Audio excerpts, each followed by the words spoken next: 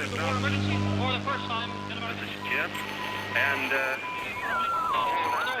Receiving this message. We are Ken Jennings and John Roderick. We speak to you from our present, which we can only assume is your distant past, the turbulent time that was the early 21st century. Fearing the great cataclysm that will surely befall our civilization, we began this monumental reference of strange and obscure human knowledge. These recordings represent our attempt to compile and preserve wonders and esoterica that would otherwise be lost. So whether you're listening from an advanced civilization or have just reinvented the technology to decrypt our transmissions, this is our legacy to you. This is our time capsule. This is the Omnibus.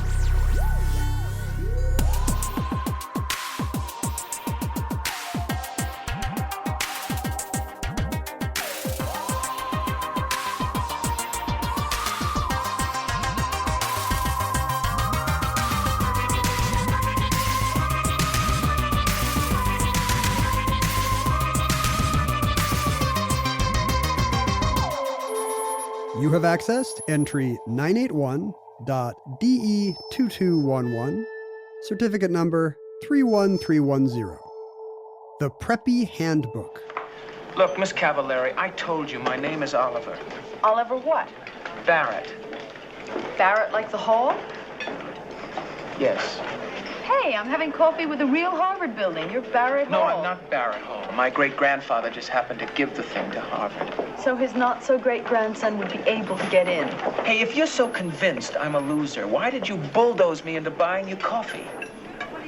I like your body.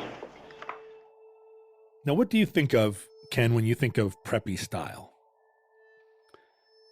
I'm picturing crocodile shirt, like a Izod shirt, a Rene Lacoste shirt, probably khakis, some kind of boat shoes or loafers or something. No socks, maybe. The funny thing is I'm actually picturing the book more than the Ralph Lauren ad, because we had the book as a child and I was very puzzled by it because it was just something on my parents' shelf and it was clearly supposed to be, there was clearly a bit going on and I didn't understand any of the references. So I puzzled over it. Yeah, it's a puzzling book. I should introduce it by saying that in 1980, a book called the Preppy Handbook, or the official Preppy Handbook, was published. It was official, apparently. It was official. Some kind of preppy panel of experts had certified it. Yeah, you don't want to read like the bootleg Preppy Handbook. Don't just get some off-brand one from what's it called? What's that press we were talking about that writes books about how to be a hitman? Right, the Parapet Press. Yeah, you mean the Paladin Press. Yeah, no, you don't want the Preppy Handbook from Paladin Press because it will tell you how to poison your great nana, poison your nana in order to inherit her money. How to use the crocodile from your shirt to kill school children. Rip it off your shirt and throw it like a shuriken. I was trampled by the Ralph Lauren pony. Ask me anything. The Preppy Handbook came out in 1980. It was written and edited by Lisa Birnbach and co-written by Jonathan Roberts. Jonathan Roberts, you may know, as the writer of The Lion King. Wait. He went on to become He wrote the screenplay of the cartoon The Lion King? He did, and also he wrote the movie The Sure Thing, which is actually kind of That's a preppy icon. I'm trying to tie the prep ideals into The Lion King. I mean, I think it has a patrician family that rules their rock, kind of Kennebunkport style, I guess. I mean, I think what's preppiest about it is that he went on to become a successful writer. That's pretty preppy. No, but he must be putting messages in the movie, right? Oh, sure. Well, that's one of the assumptions about preppy people. But we need to make a distinction between. There are a lot of distinctions to be made here. Yeah. What are the outlines of preppy culture? Because it was very nebulous to me. You know, reading this book where obviously I was supposed to be cracking up at everyone named Muffy. Right. I had no idea what I was looking at. But the name comes from prep schools, right? It does. And the thing about the Preppy Handbook, I had a similar experience to yours, although I'm a little older, and I had very preppy cousins. Preppy cousins who were extremely preppy all the way to every definition of preppy. Like in that they had actually gone to school in Andover, or just in that they had the right clothes? They had prepped in prep schools. They went to Ivy League colleges. They were rich and they had horses and they were preppy. I mean, and I was gifted a copy of the Preppy Handbook in 1980 when it was a new book by one of my preppy cousins. They probably thought it was hilarious and also probably handy. They thought it was hilarious, although not handy. Because the thing about preps is, like a lot of moneyed people, they both love being referred to and acknowledged, but also they don't like a lot of spotlight, right? They loved being mocked up to a certain point because it was inside mocking. I guess it's crucial that what they don't want is imitation, right? The last thing they want is people in Topeka, Kansas, knowing how to dress like them or thinking they can. And that was the perhaps unintended side effect of the Preppy Handbook. I was given a copy of it and I was 12 years old, and I admired my preppy cousins because they were glamorous and rich and seemed casual and cool. Sure. And so I did not understand that it was a joke. I got that it was blithe, that it was tongue-in-cheek, but that also seemed very preppy. The fact that they took this very casual attitude about themselves, and I honestly thought it was a style guide. Which I guess until now, I kind of thought maybe it was. And the thing is, a lot of people made that mistake. The Preppy Handbook came out in 1980 as a kind of, it was descriptive of what had been an American culture for many decades at that point, that had ebbed and flowed. That was basically what we would call Ivy League style. And Ivy League style was extremely popular in the late 50s and early 60s. You see that exemplified by John F. Kennedy. Right. I kind of picture the Kennedys on a yacht at Hyannis Port. Which was very Ivy League style. But Ivy League style of the 50s was referring back to the Ivy League style of the 1920s, where with the straw boaters. It's Jay Gadsby kind of. The Gadsby era, right. And that particular style was very referential of traditional British sporting and country style.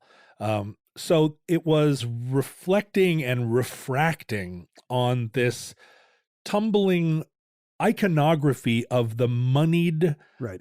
Anglo-Saxon Protestant class. It starts at Oxbridge and kind of echoes down and bounces off tennis stars and politicians. Right. And by the time it gets to us in the 20th century, it's kind of distinctly American, right? It kind of pushes back against a lot of continental fashion, where the most fashionable look for a wealthy person would be something from Paris or Milan. And this is kind of like, oh, no. This is just what we're going to wear after the tennis. It became very American in part because what happened was the sporting clothes, I mean, a rugby shirt, a polo shirt, even a button-down collared shirt. The reason those collars have buttons is to keep them from flapping up in your face while you're riding your pony. They're buttoned down for a reason. And these were sport clothes. You played tennis at the time in full-length trousers. Probably a new idea that you would look good, that you would look dressy in a certain way in the same outfit that you would use for athletics. That probably doesn't exist. The idea, the very American idea, was that you could wear those clothes to town. It was a kind of revolutionary, something that came out of Ivy League colleges, because if you have money, you can push the boundaries a little bit. Yeah, right. Well, two things. One, you have the leisure to play sports during the day right. and a place to be after. And yeah, number two, really, I can dress how I want and people will follow my lead. It might be better if I do something a little bit eyebrow, somebody's monocle falls into their soup because I'm wearing a polo shirt with a blue blazer over it at the club. That's kind of good because it shows that I can. And there's a real distinction to be made, and this is the English are very conscious of it, but it's especially true in the United States, the idea of old money being superior to new money. Anybody can get wealthy in the idea here. Anyone can get wealthy and buy the latest, most expensive fashions from Italian and French courtiers. But to be rich enough that you're wearing your father's or your grandfather's hand-me-down jacket, and there's something rumpled, and it was his rugby shirt that he wore at Princeton. It's like how humor is a hard-to-fake measure of intelligence, as we've said in the Omnibus before. This kind of fashion is a hard-to-fake measure of actual prestige and wealth. It used to be very hard to fake because it was all encoded in these kind of in the rarefied air of a very few colleges and prep schools and rich East Coast families who had connections to Europe. They would summer there and et cetera, et cetera. And it was part of the American expression of waspiness. And when we describe waspiness now, we think of it as being an acronym for white Anglo-Saxon Protestant. An acronym I first saw in the official Preppy Handbook, by Right. the way. I did not know that as a child until I saw WASP jokes in that book. But in fact, in the original coinage of WASP, it meant wealthy Anglo-Saxon Oh, is that right? Protestant. Yeah, because Anglo-Saxon presupposes white. And also probably, WASP presupposes white, like Sure. the idea that anybody non-white in your social circle in the 20s or the 40s would be crazy. There are no Italian wasps nor Irish wasps. Like, it's a pretty specific idea. And in the 19th century and in the first half of the 20th century, what we would describe as wasps, I mean, they were the culturally dominant group. They were all of government, all of academia.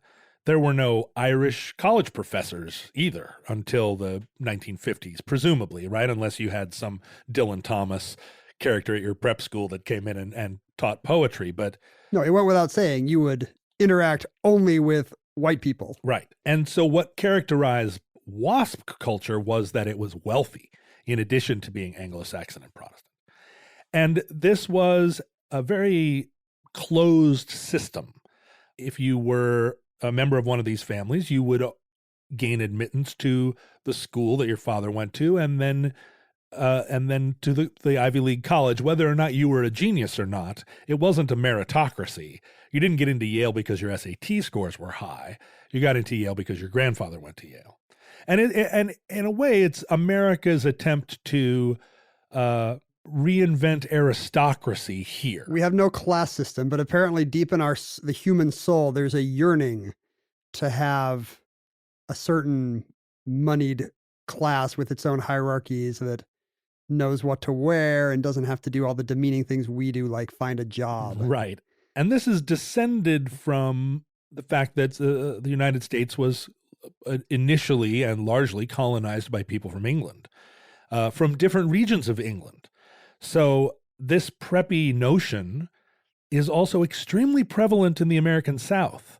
The Preppy Handbook spent most of its time talking about Northeast and East Coast prepdom, but it did tip its hat to the South. Well, yes. I mean, there's like seersucker, like light colored suits, things Right. that I associate more with plantation owners and An Evening with Mark Twain. But within the South and fraternity culture in the Southern universities, preppy is both the style and also the mentality, and was throughout this period as well. So it's this preppy aristocratic American sense of what the upper class looks like, dresses like, and acts like is a thing that actually unites the upper classes throughout the country. We think of North versus South as an insuperable barrier, but it turns out not if you're rich enough. It's like like those old stories, the Grand Illusion type stuff of how, the French and the German officers in World War I would get along great Right. with each other. Because they had all the same culture. Yeah, they just didn't want to be with the enlisted men of either side. I mean, if you think about the Bush family, they make the transit between the coast of Maine and Dallas, Texas pretty effortlessly, because in both cases they're rich first. Well, I wanted to ask about that political element because, seeing preppies through the 80s lens of Ralph Lauren's catalogs and Alex P. Keaton, it sort of seems like a very young Republican phenomenon. And yet you've already mentioned the Kennedys, in the Kennedys in the were 50s and 60s had much more to do with wealth and kind of a youthful exuberance than it did with ideology. So the Kennedys were Roman Catholics and Irish. Yeah, they're not WASPs at all. No, the Kennedys represent the initial democratization of prep. Because up until the post-war era, Ivy League WASP culture controlled both parties.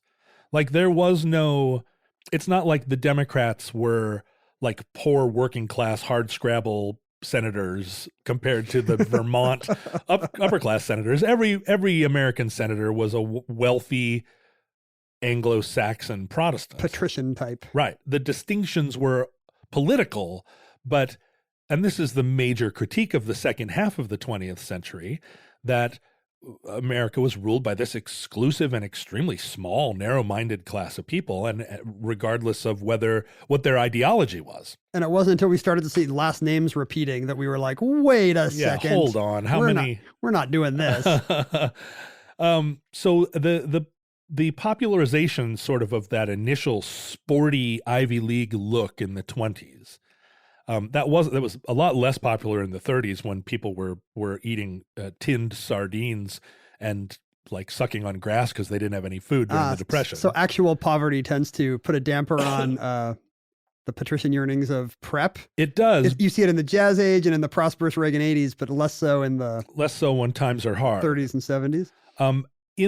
During World War II, famously, a lot of the U.S. government and, like, for instance, the CIA recruited almost exclusively from Yale. It was just the people that were charged with forming the OSS, the Office of Strategic Services, our original spy group. Yeah, the forerunner of the CIA. They just were, they would go to Yale and... Why Yaleys? Why is Harvard beneath the... Well, I'm not going to get into Ivy League competition with one another so much, but I feel like here in the Pacific Northwest, we're weirdly unqualified. It's very academic for us, the difference between Dartmouth and Brown. My family are Yaleys. All of the Ivy Leaguers in my family went to Yale or Brown. I have no Princeton or Harvard family members, but I hear a lot of it described as Harvard is the more serious of the two, and Yale is the more creative. They're a little bit laxer there, but also more inventive, and Harvard is much more buttoned down. And maybe Harvard exemplifies the more patrician style of prep, and Yale the more good old boy or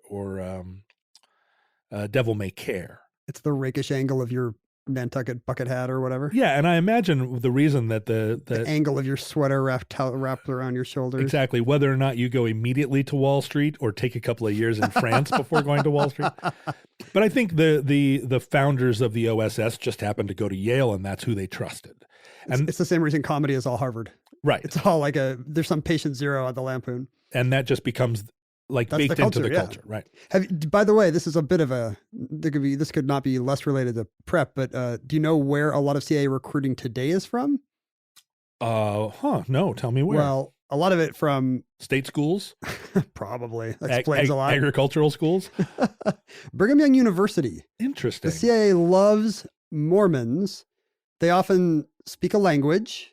Sure. Because they did a 2-year mission overseas. Right. They are fiercely loyal to institutions like government, super patriotic. Yeah. Mormons are, because of our, century in the wilderness with our wives and whatnot and open rebellion, we have a very strong assimilationist tendency. Yeah. To a fault. And third, they're hard to blackmail because they don't. They don't have any vices. They don't drink. They don't stuff their secretaries.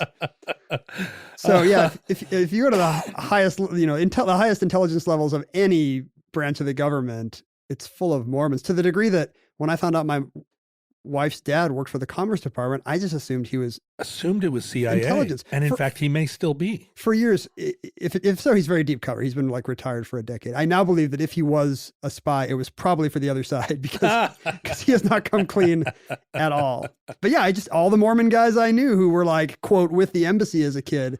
Yeah, they were all CIA or military intelligence. Well, and it's interesting when you think about the way that Ivy League, as not just a style, but as an aspiration. Yes, this is what America can be. This is what I can be if I have the right sweater. It went through a period of wide dissemination throughout the 20th century.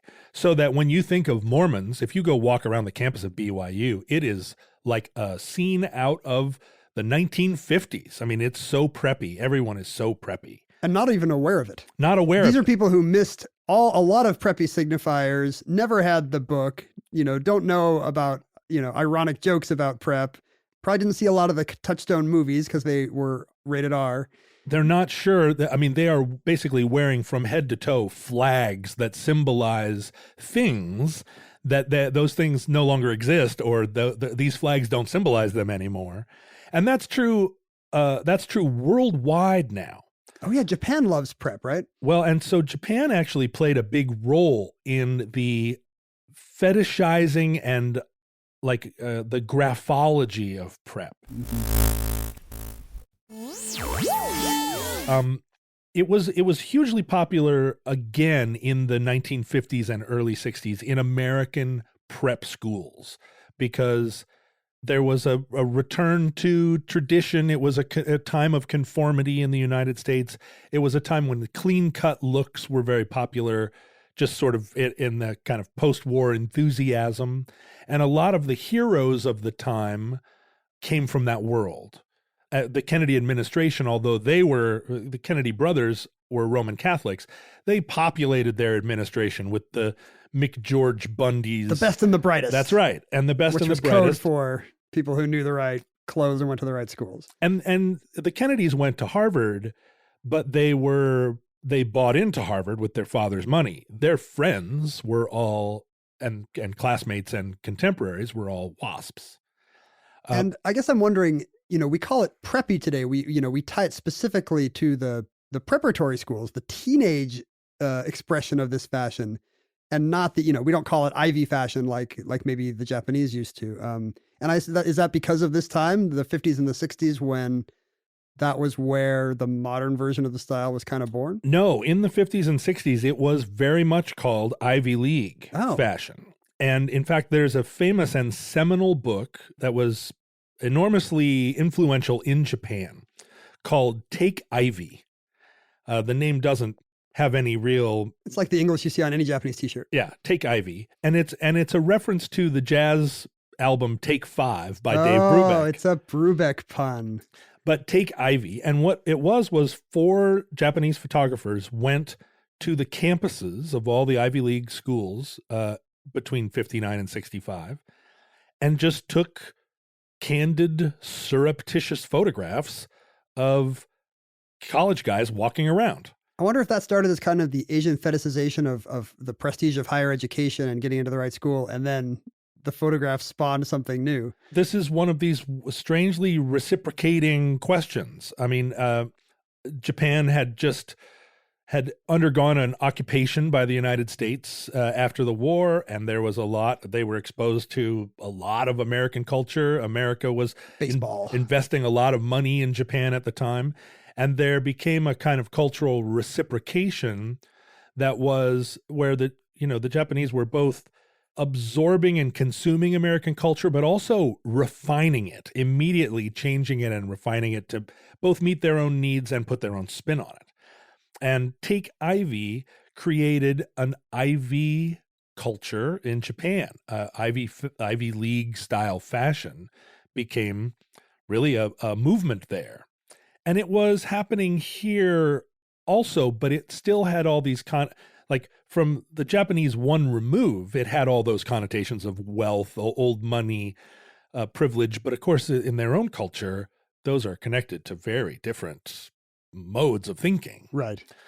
So seeing it through the lens of like Andover, boy, it's really a poetic twist. But in the United States, and very aesthetic, it's the same way I would watch the movie Dead Poets Society as a high schooler and be like, look at those beautiful autumn leaves and the people rowing out on the river. Boy, what a life, where I'm missing all the context, and I'm just seeing something pretty. Yeah. And here there was still a connection to the sporting life and the young, and the a lot of the things that are now encoded in the style were practical first, the buttons on the collars, and the fact that rugby shirts have rubber buttons so that you don't get injured when you're tackling. Right. And the deck shoes, the loafers or whatever. Right. The socklessness, the cuffs on the pants, and a lot of the connections to English country life, the tweed jackets, the tall rubber boots, the waxed cotton, corduroy, which were things in English culture that communicated a country life. If you had a country house, this was how you dressed. This was how the Queen dressed. Right. That's true to this day. The Queen with her big, tall rubber boots stomping around the Scottish Highlands. And so they come from a practicality, and then they're funneled through kind of youth at college who still are connected at least at one remove to the practical element of these clothes. That's what they grew up seeing. Right, and what they communicate. And a lot of them are their parents' clothes. Yeah. And then take it and look at it through a popular culture lens or through a Japanese lens, where all you are seeing is the style. And whatever amount of code you're getting is second and third hand. You're just seeing it as a look primarily. And here, domestically, we would get we would understand a little more of the code. A lot more of it, right? You would see a Madras jacket, and you would say, "Oh, sure, that is the type of jacket that my boss wears on a Saturday afternoon on his boat." It wouldn't just be seen as like, "Wow, that's a bold jacket." And there are tons and tons of subtle clues, right? Preppy clothes, typically the pants don't have pleats. Blazers, traditionally, there are 2-button blazers and 3-button blazers in American or in men's fashion. But the prep style is what's called a 3/2 blazer, where the blazer actually has 3 buttons and 3 buttonholes, but you're only meant to think of it as a 2-button blazer because the lapels are pressed as though it only had 2 buttons. So the lapel has a buttonhole on one side and a button underneath it on the other. Which cannot actually be buttoned in They're any not way. used. If you try to button them, it will look awkward and pinched and buckled because it's not tailored to be buttoned. But it is there as a superfluous kind of indicator of it's a very specific look that's meant to communicate an inside knowledge of tailoring. And it's a sporty look. It's a button that's meant to be unbuttoned. Right. Which is, again, a sort of classic prep Its destiny idea. is to do nothing, much like the people who wore this fashion. If you put on a polo shirt, you do not button that. You don't button the buttons unless you're doing... And this started to reverberate back across the continent. If you think of the mod styles of the early 60s, a lot of them are American Ivy League styles, which have then been repurposed by the mods as a kind of... Oh, I never thought of that. Of a much hipper and now middle class or even lower middle class way of expressing style. What are the data points you're looking at there? So the mod look. You're looking at like tapered cuffed pants, 3-button jackets with narrow lapels and small ties, like crew cut haircuts. I mean, a lot of what when we look at Pete Townsend in 1962, you're not making a connection to John F. Kennedy, except by thinking, oh, well, that was just the style of the day. But the style was Ivy League. And so it had kind of gone full circle. It must have been a big deal overseas to suddenly have the leader of the free world be some young, vibrant guy. Cool guy in a skinny tie. Can you imagine for the first, and just to know that's the first time ever? Like it must have felt like and we can see echoes of it in our time by remembering what Obama felt like in 2008. But it really must felt like, yeah, this is our time. It's not just a succession of identical balding men. Right. And the fact that he was Catholic was revolutionary, I think, and made it feel like there was a new world of possibility. We've talked about how he didn't wear a hat, which is just immediately contrasting with your parents' generation. Suddenly this is a guy who does not do what your dad does, but he's the president. Right. Wow. Well, so at the end of the 60s, that style started to seem unhip, right? It was, if you think about the Beach Boys in 1964, they're all just as preppy as you could be. And they're Southern California, but that style had... It's true, man. The towels around the shoulders. Yeah, and the plaid Madras shorts and the crew cut haircuts. Yep. But by the late 60s, lapels had gotten wider. Polyester fabrics were introduced and seen as a kind of revolutionary way of keeping a crease or of being able to have exotic, bold prints. And the opposite of the kind of the homespun family heirloom textiles of prep. Completely opposite. I mean, prep is all about natural fabrics and a kind of, American-made ethos. And so prep fell out of fashion and became very unhip for a period. And also a big part of hippie style was denim, long hair, working man's clothes.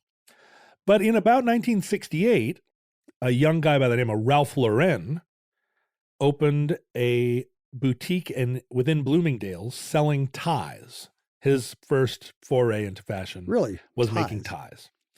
And his ties were all pretty preppy, based on regimental ties. So when you think of a striped tie, your typical tie with big, bold stripes, that's a British, we bit that rhyme from the British, and those ties were used to indicate what military regiment you were in and what college you were in. Those colors and size of stripes were very coded. They communicated to people exactly who you were and where you were from. And the symbology being military could not push back more against kind of the prevailing hippie fashion of that time. Right. Where nothing was less fashionable than the military in any sense. And if you went to Princeton, you wore a Princeton tie. If you went to Harvard, you wore a Harvard tie. And those ties, if you saw them across the room and you were members of that community, you would recognize the colors and know what they were.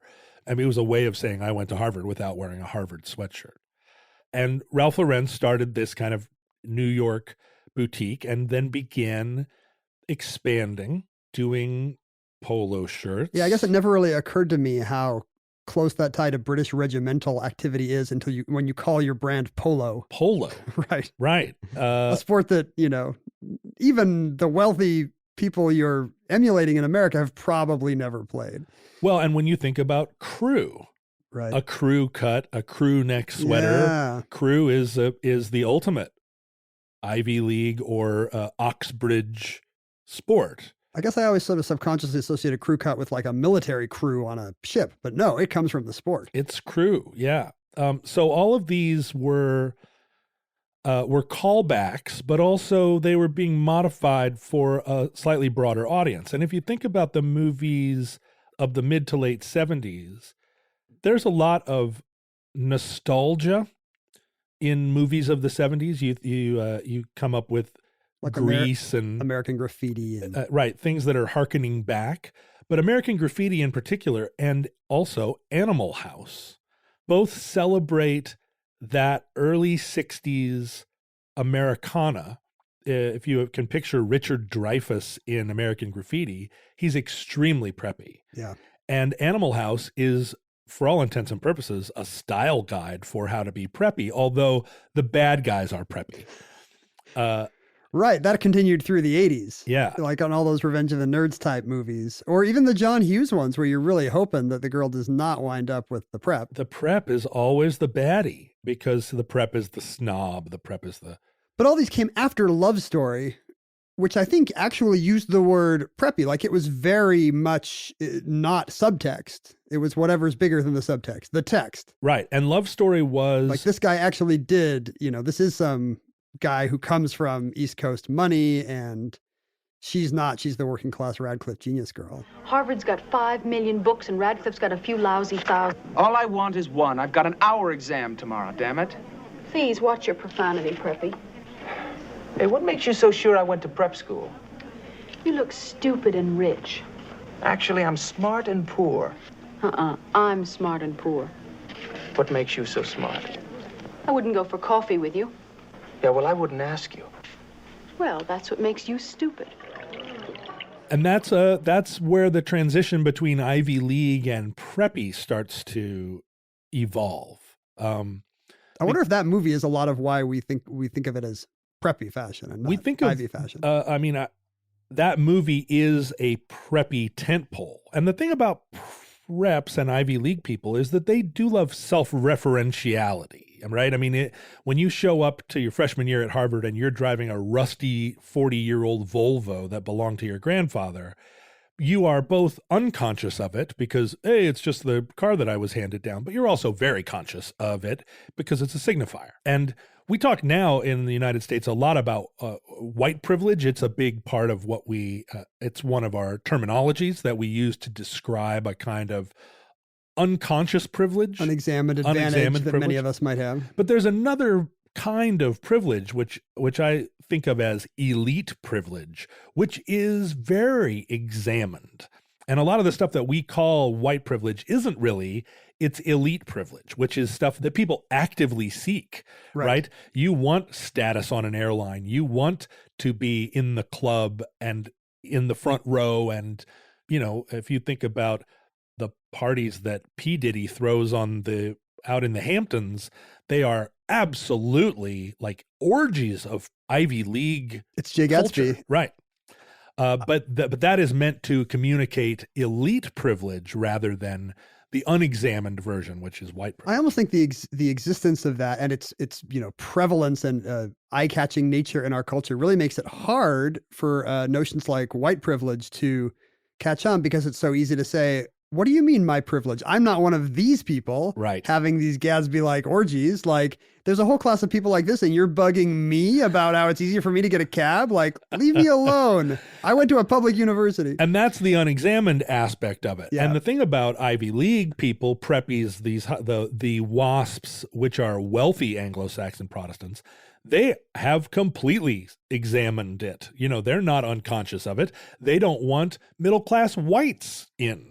You know, they're very, very aware of their status and very aware of keeping it exclusive.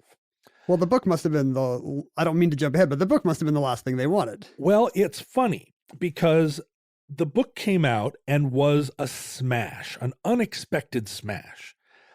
And it didn't just affect people like you and me who were... Do we have this anymore, by the way, these book fads? Because I think of that as a big part of my childhood, where suddenly everyone has this book. 101 uses for a dead cat. And later you have to defend, why did you have all these? Why did this book sell 60 million copies last year? Well, and also like, I'm okay, you're okay. Right. These books that were...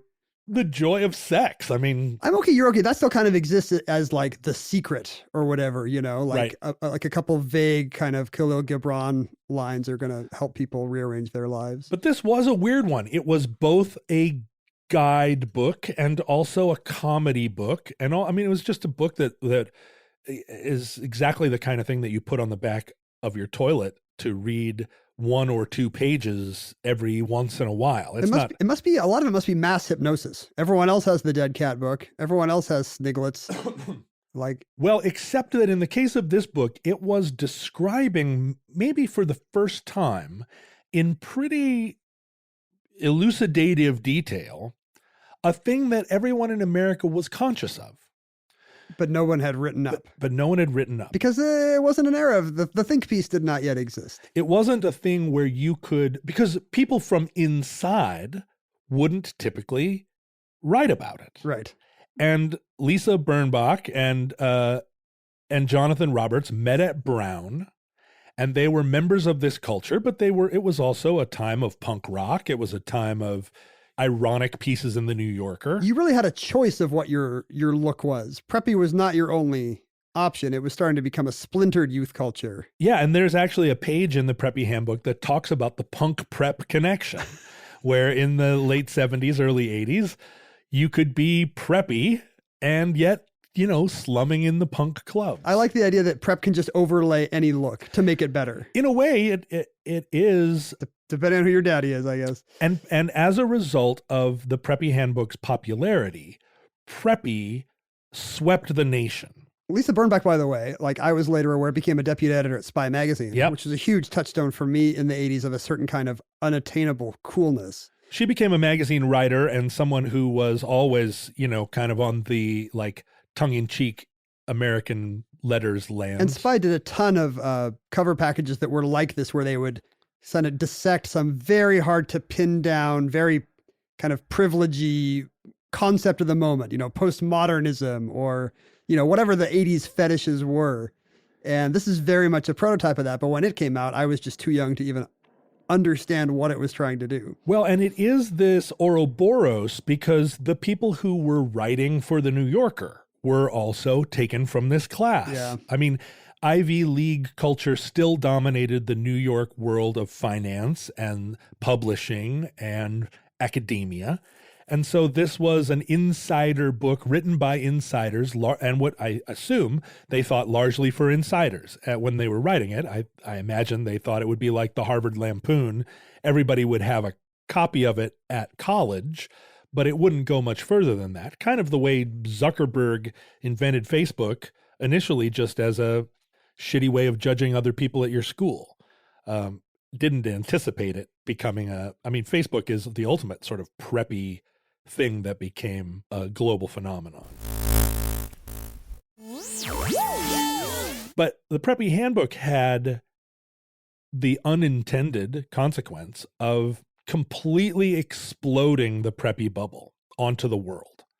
Ralph Lauren had already been selling preppy clothes Sure. to preps, but not just to preps. Like, when I was a 80s kid, like every well-dressed kid had some polo type knit shirt. Well, but you're talking about a post 1980 America. Exactly. And in a pre 1980 America, preppy clothes. So Brooks Brothers has been selling preppy clothes for time immemorial. It was just where you went if you were a person of a certain class and culture to get your clothes made.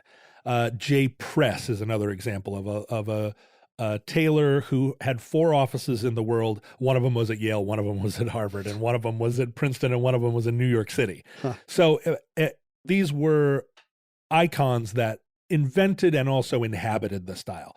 Ralph Lauren was a Jewish kid in New York City who was co-opting that style and then sort of selling it back. I can make these cheaply and anyone could wear these. Right.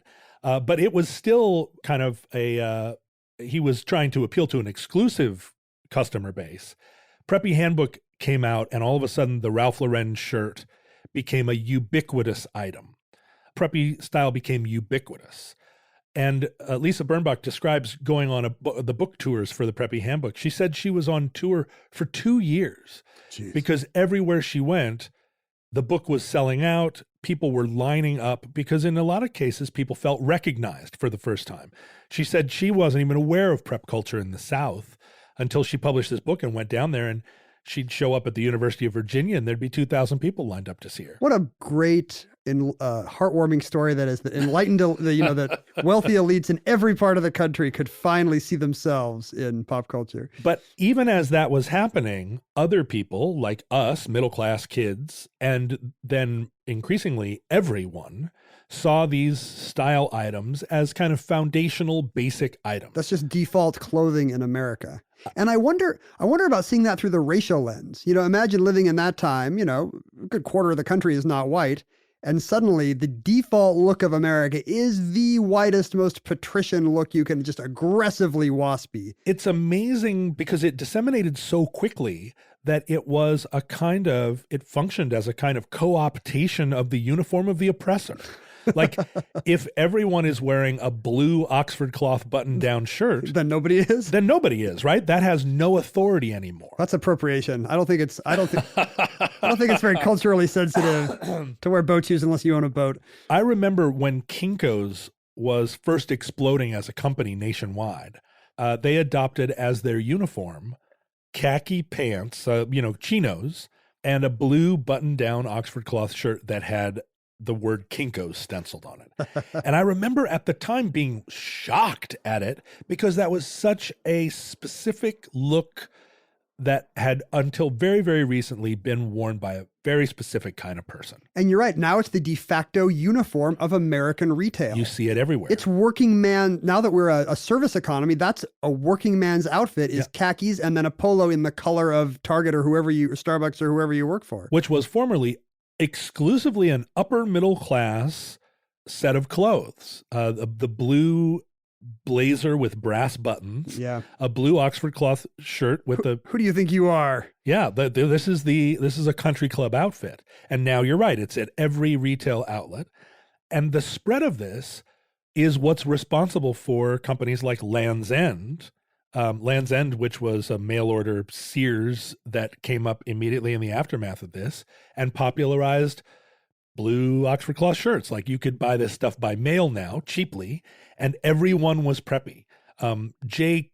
Crew, the company, had formerly been just a discount mail order cheap clothes company, and they rebranded themselves in the aftermath of and specifically referenced to the Preppy Handbook as their sort of style model. And J. Crew to this day is purveying this preppy style. And when you look at Tommy Hilfiger, Ralph Lauren, all of the major retailers, the Gap, it's all preppy. The fact that the book came out in 1980 is very difficult for me because it makes it hard for me to definitively say, this is a symptom of the Reagan Revolution, or this is what helped bring about the conservative 1980s. So you can't really tell if it's cause or effect because they happened at literally the exact same time. Yeah, and the popularity, the initial popularity, reflected this moment where people were ready to kick down the door of the white Protestant establishment by embracing a lot of initially the exclusivity of it. I mean, when Ralph Lauren shirts first arrived at my high school, they were expensive. They still communicated that you were a hotshot. You were one of the rich kids. And that continues even to this day, although you can get a polo shirt for $4. What about, do you have to get the one where the horse is really big? Have you seen these where but that's now what is that? Is that democratization of it, or is that you got to intensify it because it's everywhere? It's hearkening to sport. A lot of Ralph Lauren's fashion culture, he keeps tying it back to polo as a sport or rugby as sports. And that big logo is a new way of saying, if you see the advertisements, it's always on guys who are out performing feats of athleticism in big fields. What's curious is that, I mean, one of the great all-time style icons of this style, I guess, is the Duke of Windsor, the former King of England, Edward VIII. Ah, okay. Who the one who abdicated? Who abdicated, and he lived the ultimate life of leisure because he was literally governmentally not allowed to have the job he was born to have. Right. But even before he was king, when he was a young man, he was known throughout the world as an extremely stylish person. He was a dandy, a foppish dresser. Mm-hmm. And he had the money and the taste to have clothes tailored to within an inch of their lives to his athletic frame. Was it a Kennedy type thing where he was actually breaking the old-timey rules and was seen as kind of a young Turk? He was a young Turk. He's one of the first guys to ever wear his necktie where the skinny end was longer than the fat end. Whoa. He would wear it sometimes with the skinny end tucked into the waist of his pants. I still don't do that. Apparently I'm 100 years behind Edward VIII. Well, it isn't done. He was very, very, he was someone who mixed patterns, who wore big, bold ties, window pane check suits. It's more like I do this because I can. I wonder if that explains the length of President Trump's ties. More like no one tells me what's stylish. His suits Trump is famous for having very expensive suits, but very thin fabrics, which he then had expensive, like high grade fabrics. But because of his physical stature, blobbiness, and is I think the scientific term, and because of his taste in tailoring, these fabrics are not stiff enough to support the way that he wants his suits made. So his suits are really like floppy looking and unattractive because they don't have enough, because he is equating the luxurious fabric and the unstructuredness of them as a kind of luxury. But in fact, for him to look good, his suits would need to be constructed more stiffly out of some sturdier fabric because he's a big man and he needs to be contained by his clothes a little bit better. You can't get away with that Italian fabric they aren't very resilient fabrics, right? They're too fine. Yes. And he was already probably 40 when the Preppy Handbook came out and he wasn't changing his tune. He's not very preppy, but also it's the classic mistake, I think, that the thing that is more expensive is naturally better. Right. And that's why you get gold fixtures on your sink because it costs more. And within fashion and truly like looking good, you have to pick the thing that's going to look good. And a lot of times it's the more expensive thing, but it's more expensive because people are building it purpose built, and you get the sense that Trump is just like, I'll take the most expensive Italian stuff you have. And it's like, well, that's not what we make suits out of. And he's like, don't tell me what to do. But Edward VIII, the Duke of Windsor, which is the title he took after he abdicated, Yes.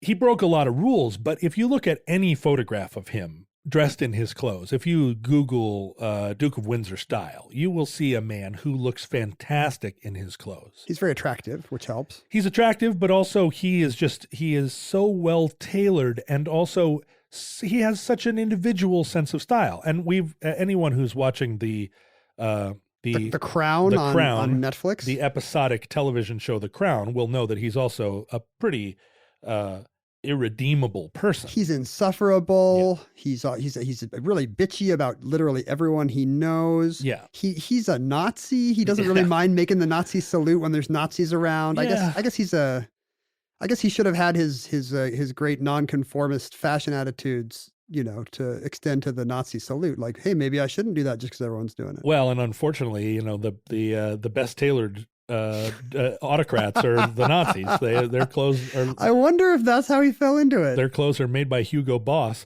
No, I think they followed him because he was already considered very well dressed in the teens and 20s.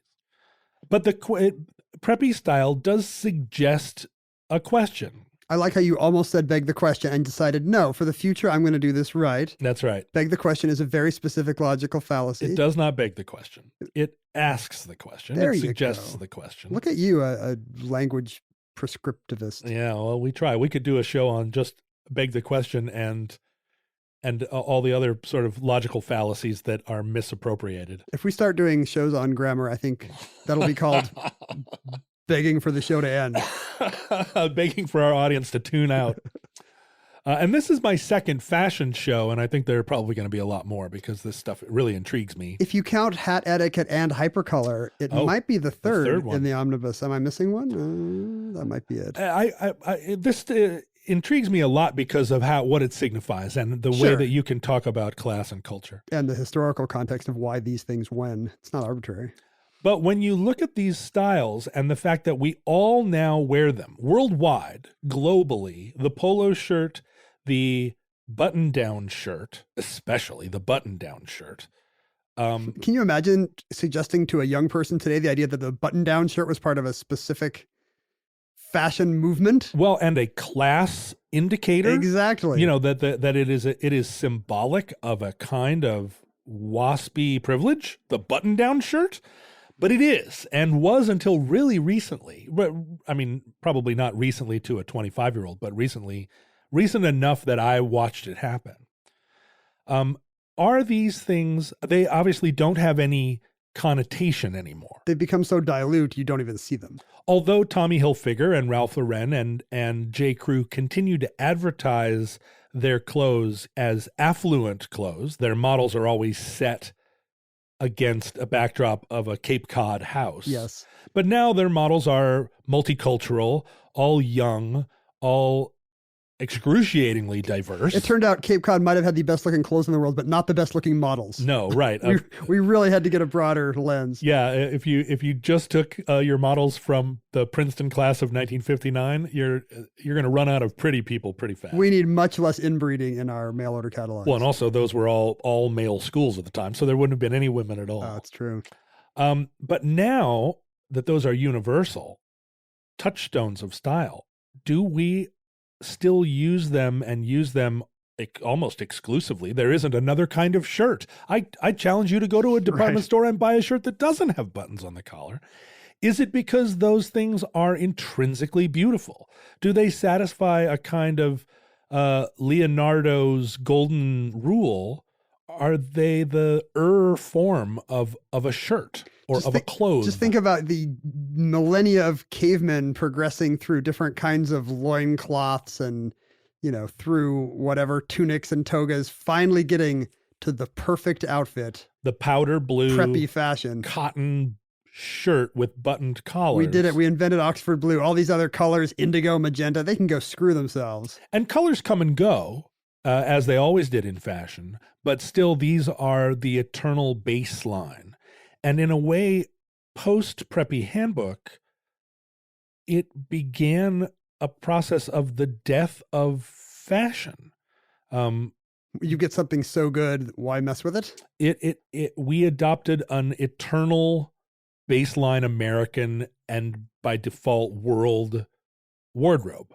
People still push back against it, like to connote rebellion. Tattoos and piercings, for example, are very unpreppy, and now they're very widespread. And maybe that is a way of saying, fine, you can all make me wear, button-down shirts and blazers and khakis, but guess what? And bold juxtaposition where you take preppy like base colors and then juxtapose something crazy over the top of it, like a leather jacket or a tattoo. That's mashup culture, when everything's been invented and your only outlet for creativity is to like mix some conservative thing with some not conservative thing.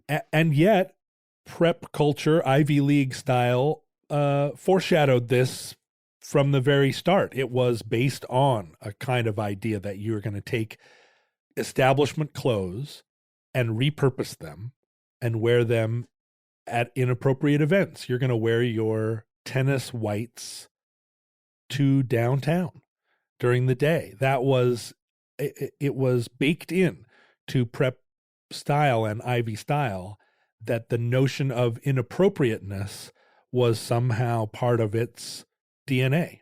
Well, I guess we'll know, like our listeners know right now, if, 3,000 years from now, if fashion continues to be flat and, our scaly skinned listeners, whatever species they are actually wearing gold button blazers and merino wool sweaters and whatnot. When you think about the science fiction of the 70s, where we were trying to picture what people looked like in 2050. It was often pajamas. Pajamas. We really did have that idea, and it would turn out to be true that comfort was what was coming. That people would just want the easiest, shapeless, most thing to wear. Or like Mylar unitards. Right. I thought one of the most interesting examples of that was in the movie Alien. What are they wearing? I mean, she wears her underwear for the whole second hour, but... Well, which one was it with Paul Reiser? Was that Aliens? Ah, that's the second one. He seems to be wearing some kind of 80s Max Headroom new wave idea of what the future holds. So he's got a blazer on, but instead of the collar laying flat, it's like popped. Like the blazer collar is popped. Yes. And it seemed like just like a pretty clever attempt to predict what style would be 50 years in the future. Clearly it will be preppy, but one thing will be different. I don't think anybody in the past would have ever predicted that our future astronauts racing through space, our technological billionaires and people living in completely computerized worlds who are talking to their thermostats and driving electric cars would all be dressed like a prep school kid from 1959. They're all wearing hoodies now. There were never any Bond villains with hoodies, but that's what our evil billionaires are wearing now. And that concludes the Preppy Handbook. Entry 981.DE2211, certificate number 31310, in the omnibus. Listeners, we certainly hope that even if preppy fashion exists in your time, that social media, the other Ivy League gift to the world, super gift, does not. I had never actually connected them until you said that. Yeah. But at the moment, in our day, we were products of our time. We were, against our will, forced to be at Omnibus Project on Facebook and Twitter and Instagram. John tweeted as @JohnRoderick, I as @KenJennings. John was even on Instagram. You can see preppy fashion on high display there because I am as prep as they come. You are one of these mix and match preps, though. Right. You want to take prep, but you want to put something on it. I take Ivy and then I give Ivy. You want to wear Ivy, but then put epaulets on it, right? Example. Or put actual Ivy in all the pockets. It's true. You often do dress as the ghost of Christmas present. I do, with ivy and fruits draped all over you. I'm the green man. It's a good look. We had a gathering of listeners called the Futurelings on Facebook that we love to check in on. Also via email, people would write to suggest further avenues of academic inquiry that the Omnibus should pursue by contacting us at omnibusproject@howstuffworks.com. Listeners, I am having a very difficult time picturing exactly how blue Oxford cloth will be used to clothe a glowing jellyfish thing. right, or a field of mussels, like sentient mussels, who now breathe air and are living above the water. It's true. If they're a hive mind, do they wear one giant blazer, or does each little mussel have its own little blazer, which from the air from a mile up spells out Harvard? Interesting.